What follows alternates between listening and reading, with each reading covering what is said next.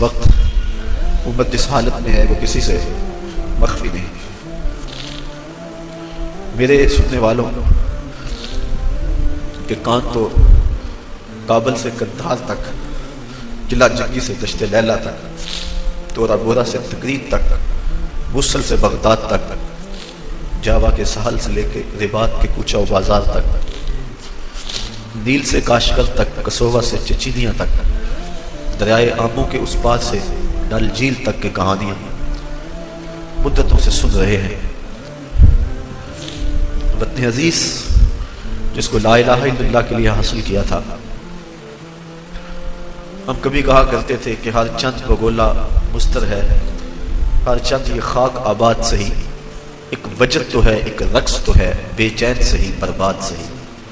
اب وہ وجد اور وہ رقص بھی چھنتا چلا جا رہا ہے۔ اب پاکستان جو کہ لا الہ الا اللہ کے نام پہ حاصل کیا تھا، اس میں اسی کلمے کا حلیہ بگاڑا جا رہا ہے۔ روشن خیالی کے نام سے جو طوفان بدتمیزی ہے، ہر درد دل رکھنے والے کا کلیجہ پھٹ رہا ہے۔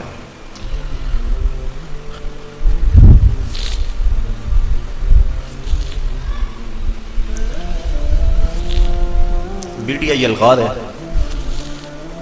اور ہم سے ہمارا دین، ہمارا کلچر، ہماری تہذیب چھیننے کے لیے ہر وہ حربہ آزمایا جا رہا ہے جو حکمرانوں کے پاس میں ہے۔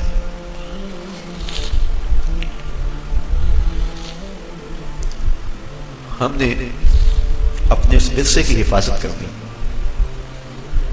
جو ہمیں ان درویشوں اور فقیروں سے ملا ہے،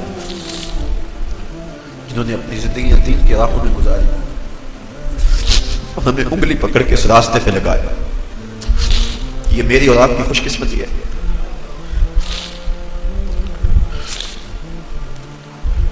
کہ ہم ان راہ کے، ان راستوں کے مسافر ہیں۔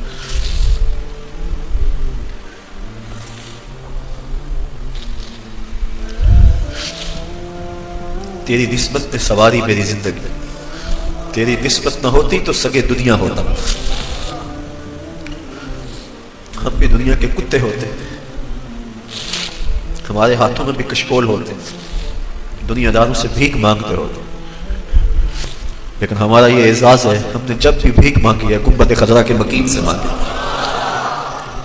آج بھی اگر روشنی مانگ رہے ہیں تو اسی در سے مانگ رہے ہیں، ہمیں اور کہیں سے کچھ نہیں مل سکتا۔ مازاں خاتون تیوریاں تریم، پیش اقوام جہاں بے چادرے، حاتم طائی کی بیٹی سر سے برہنہ تھی، جنگ میں قید ہو کے حضور کے سامنے آئی، آقا کریم نے اپنی چادر اس کے سر پہ ڈھیل لی۔ کسی نے کہا حضور کافرہ ہے، کہا بیٹی تو ہے۔ اقبال اس واقعہ کو بیان کرنے کے بعد کہتے ہیں ما ازاں خاتون تیوریاں تریم، پیش اقوام جہاں بے چادریں، حضور ہمارا سر تو اس بیٹی سے بھی زیادہ ننگا ہے، ہم اس بیٹی سے بھی زیادہ برہنہ سر ہے، بے چادر ہو گئے، ہمارے سر سے وقار کی چادر اتر چکی۔ کافروں کے سروں پہ رحمت کی چادر ڈھیلنے والے آقا، تیری بارگاہ میں ہم رحمتوں کے ملتجی ہیں کہ امت کو پھر کھویا ہوا وقار دیا جائے۔ تجھ سے فریاد ہے اے گنبد خضرا والے، کعبے والوں کو ستاتے ہیں کلیسا والے۔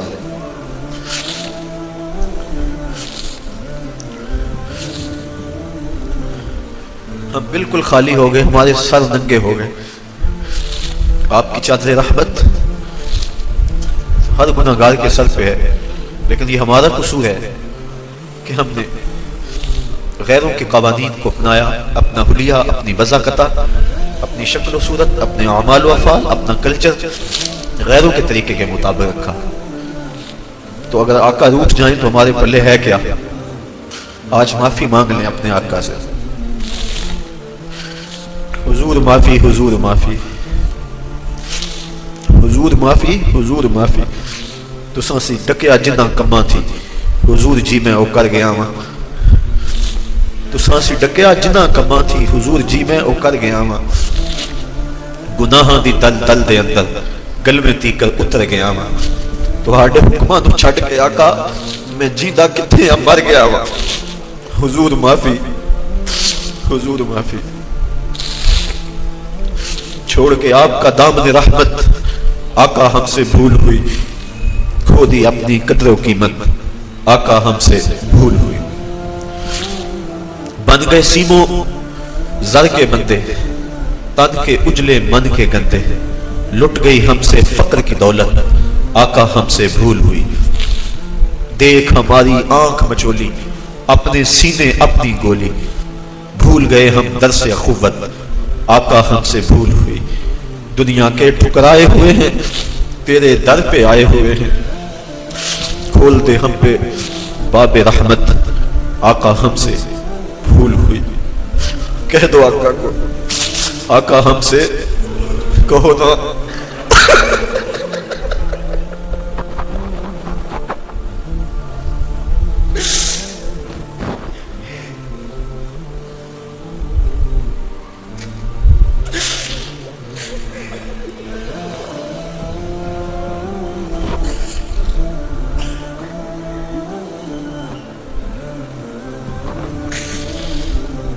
ساری دنیا کے ٹھکرائے ہوئے تیرے در پہ آئے ہوئے.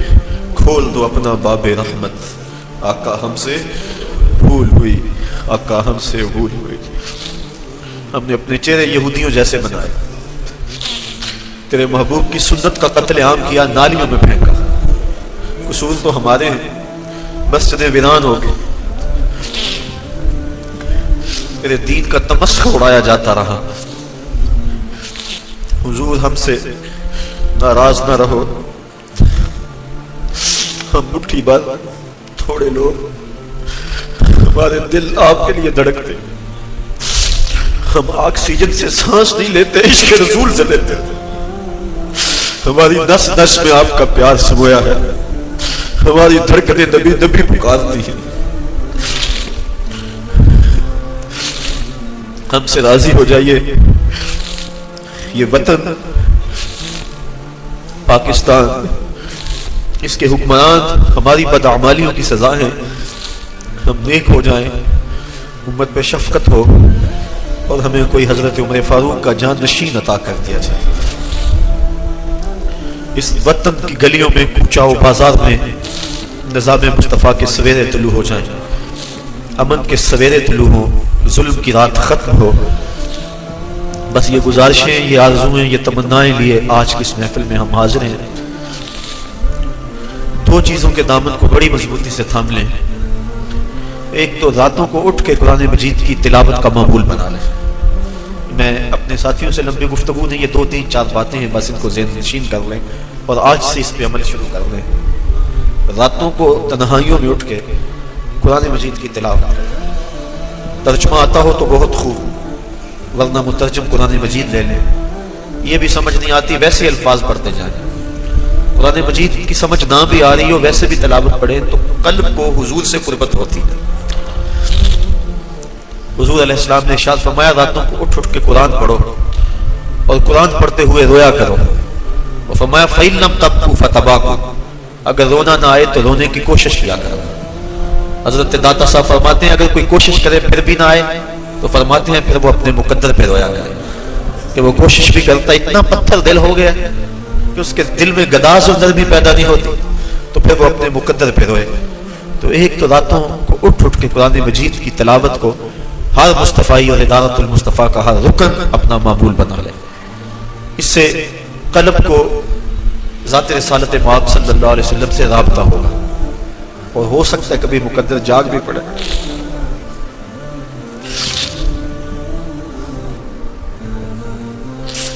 کہاں بے کہاں دکھاتے گل، باد صبا تیری مہربان. کبھی ہو سکتا ہے ایسا جھونکا آئے ٹھنڈا جو اس ناپاک وجود کو اٹھا کے مدینے لے جائے اور حضور کے در پہ حاضر کر دے اور آقا رحمت بری باہیں کھول لے. تو یہ ایک معمول بنائیں، راتوں کو اٹھ کے تلاوت ضرور کریں. اور حضور علیہ السلام کی نعت یہ اپنا معمول بنا لیں. حضرت حسان بن ثابت کا لکھا ہوا کلام ہے یاد کر لیں، قصیدہ بردہ شریف یاد کر لیں. اور آج ہی میں دوپہر کو سوچ رہا تھا کہ یہ پہلے مجھے خیال آیا ہوتا تو میں اس کو لکھوا کے فوٹو کاپیاں کروا کے آج تقسیم بھی کر لیتا.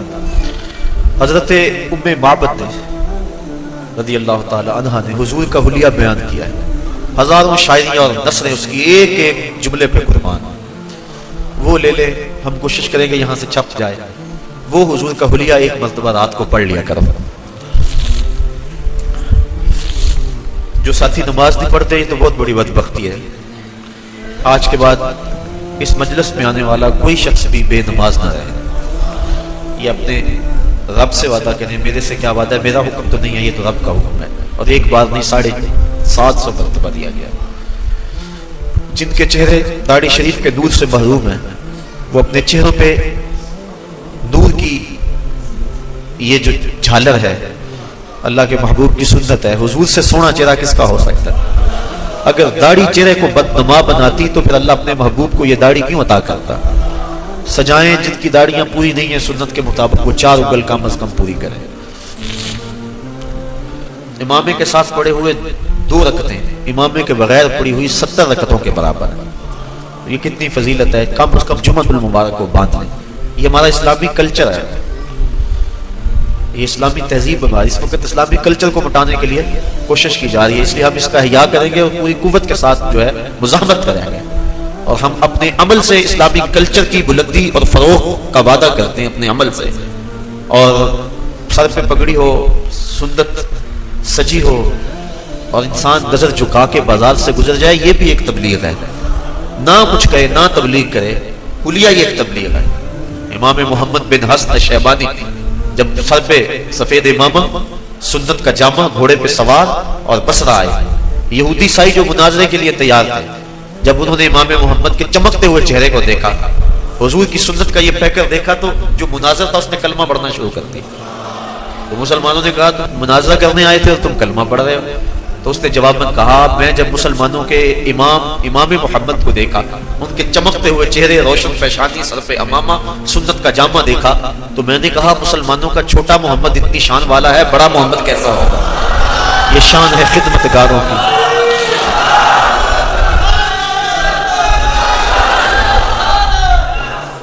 یہ شان ہے خدمتگاروں کی. سرکار کا عالم کیا ہوگا. کہا چھوٹا محمد اتنی شان والا ہے, بڑا محمد کیسا ہوگا. اپنے کردار کو ستھرا رکھیں. نظر کی حفاظت بہت ضروری ہے. اس دور میں نظریں بھٹک رہی ہیں, نظریں زنا کر رہی ہیں, خیال اور سوچیں زنا کر رہے ہیں. بہت بڑی مصیبت ہے جو اس دور میں ہے. شیطان برہنہ ناچ رہا ہے. میری مائیں, بہنیں اور بیٹیاں جو اس اجتماع کو سن رہی ہیں, اپنے پردے کی حفاظت اپنی جان سے زیادہ کریں. پردہ بوجھ نہیں ہے, پردہ آبرو کا نام ہے.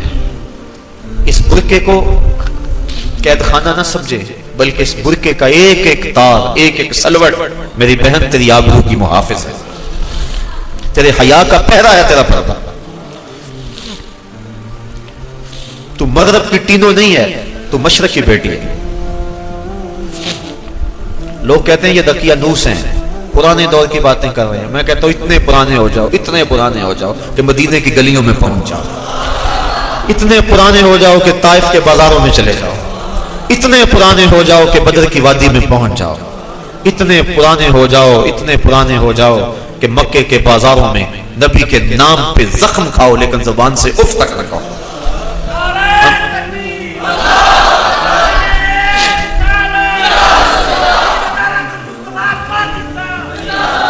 ہمیں اس دقیانوسی پہ ناز ہے, اس دقیانوسی پہ ناز ہے.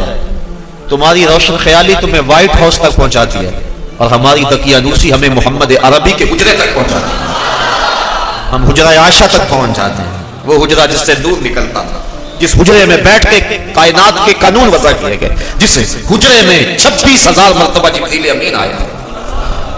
ہمیں ہماری دقیانوسی اس حجرے تک پہنچا دیتی ہے. تمہاری روشن خیالی تمہیں پینٹاگون کے سرخ قالینوں تک پہنچاتی ہے, اور ہماری دقیانوسی ہمیں مسجد نبوی کے اندر کھجور کی بنی ہوئی چٹائیوں پر بٹھا دیتے ہیں.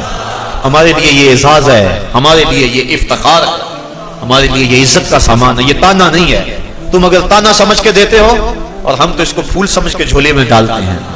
جے کر یار دے ناں دا ملے مینا, چولی پا لئیے پیشاں, سٹیے نہ چولی پا لئیے پشاں تے جے کر یار دی نا دی ملے سولی چوٹا چوٹ لئیے پشاں ہٹیے نہ.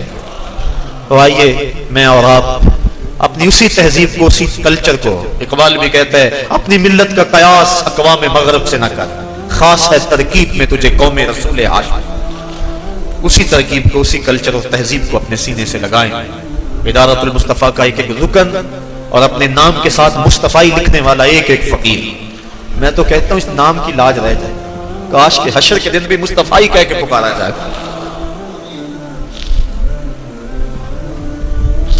ہمیں سو ناز ہے اس پر کہ ہم تیرے ہی منگتے ہیں. ہمیں سو ناز ہے اس پر کہ ہم تیرے ہی منگتے ہیں. کوئی در بھی تیرے در کے سوا ہم نے نہیں دیکھا. کوئی در بھی تیرے در کے سوا ہم نے نہیں دیکھا. میں کھو جاؤں حشر کی بھیڑ میں تو آپ فرمائیں ہمارے در کا ساکب تھا گدا ہم نے نہیں دیکھا. کاش کہ اس نام سے آواز پڑ جائے. یہی ہماری کامیابیوں کی ضمانت ہوگی، یہی ہمارے لیے بابغادی کی ضمانت ہوگی.